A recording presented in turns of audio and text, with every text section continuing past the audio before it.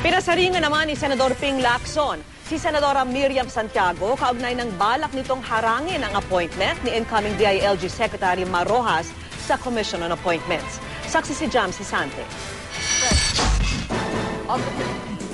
Probisyon sa mismong rules ng Commission on Appointments daw ang balak ipangharang ni Senadora Miriam Defensor Santiago sa mga cabinet secretary na umisnab sa pagdinig ng kanyang komite noong Biyernes. Yan ang Section 20 na nagpapahintulot sa mga CA member na isuspende ang aksyon ng CA sa isang appointment kung inirekomenda ito ng isang Senate committee. Pero may paalala kaugnay nito si Senador Panfilo Lacson. If you keep on invoking Section 20 of our rules sa CA whimsically and capriciously, baka lumalabas yan, you're making a fool of yourself, ano?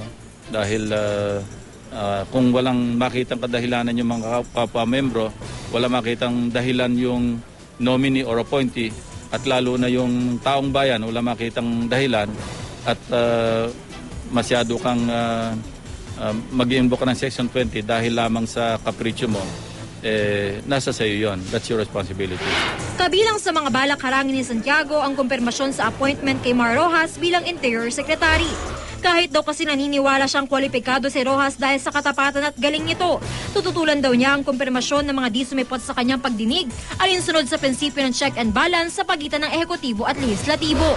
Bagamat nasa rules kaya di mapipigilan si Santiago sa balak, umaasa ang mga kasamahan niyang magbabagong isip ng senadora. We were hoping na yung qualification ang importante pag CA confirmation at saka yung tinatawag na parliamentary courtesy na pinapractice na tradition sa CA na kapag ang isang nominee ay dating membro ng Kongreso ay binibigyan ng tinatawag na kortesiya.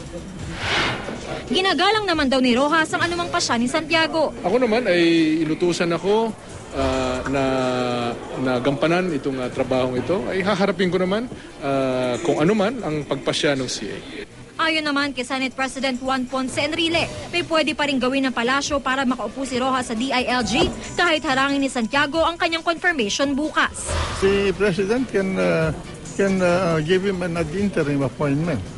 When we go on recess on the 20th, September 20, then that appointment has all the earmarks of a permanent appointment until revoked by the Commission on Appointments. Tiwala naman ng Malacanang na interes ng bansa ang isasaalang-alang ni Santiago sa kanyang pinal na desisyon. Ako si Jam Sisante, ang inyong saksi.